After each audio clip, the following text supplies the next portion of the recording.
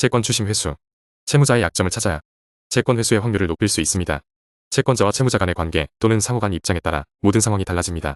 개인 간의 금전거래에서 분쟁의 소지가 있는 경우도 있고요. 단순한 금전거래도 있습니다.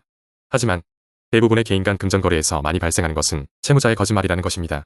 투자 목적으로 돈을 빌리는 경우, 부모님이 많이 아프셔서 수술비를 써야 한다며 빌려가는 경우, 자신에게 투자를 하면 매달 투자 수익금 얼마씩 주겠다는 경우, 개인 간의 금전거래에서는 채무자의 거짓말로 인해 결국 돈을 돌려받지 못하시는 경우가 많습니다. 채무자는 사실 자신의 신용카드 돌려 막기를 위해 돈을 빌리는 것인데 과연 친구, 지인에게 사실대로 말을 할까요? 카드 대금을 내려고 한다고 하면 누가 돈을 빌려주겠습니까? 돈을 빌려야 하는 입장에서는 절대 진실을 말하지 않습니다. 살다 보면 누구나 채권자가 될 수도 있고 채무자가 될 수도 있습니다. 채무자가 된다면 자신도 모르게 방어적으로 변합니다. 연체가 발생하게 되면 그때부터는 불안감에 예민하게 됩니다. 채권자로부터 전화가 매일같이 올 것이고 집에 찾아오지는 않을까. 그나마 혼자 살고 있다면 괜찮겠지만 부모님과 거주하거나 자식과 거주하거나 그럼 채무자는 더욱 신경 쓰이겠지요.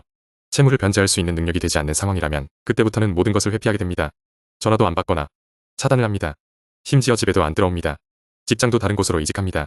통장도 압류될 수 있으니 가족 또는 지인의 통장을 사용합니다.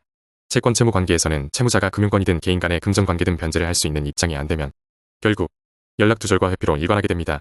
이렇게 되면 채권자 입장에서는 채권 회수하기가 힘들어지는 것이 사실입니다. 단 하나, 채무자의 약점이 있다면 얘기는 달라집니다. 채권자가 채권 회수하기 유리해지는 경우가 됩니다. 채무자 자신이 약점이 있다면 결국 채무를 어떻게 해서라도 변제하기 위해 노력합니다. 채무자의 실익이 있는 재산이 있는 경우, 그만둘 수 없는 좋은 직장을 다니고 있는 경우, 채무자의 채무관계를 가족이 알면 안 되는 경우, 채권자 입장에서는 어떠한 약점을 잡아서라도 변제를 받고자 합니다. 슬픈 현실이지만 십수년 전에는 제3자 대위 변제도 많았을 때가 있었습니다. 하지만 지금은 그런 일이 거의 없어지고 있다고 생각하시면 됩니다.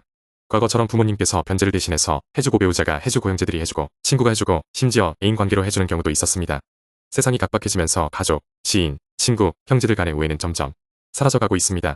그래서 채권자는 돈을 빌려줄 때 채무자의 확실한 담보가 있다든지 돈을 못 받더라도 뭔가 약점을 파악하고 돈을 빌려줘야 합니다. 현실적으로 서로 입장관계 때문에 그런 생각 안 하고 돈 거래를 하는 경우가 대다수입니다.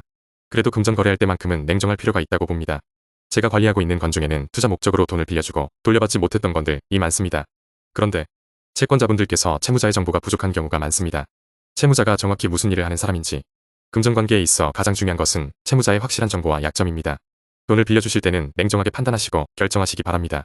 돈 거래 이후에는 사람은 변할 수 있습니다. 그것이 사람입니다. 오늘 설명드린 내용으로 인해 이해가 깊어졌기를 바랍니다.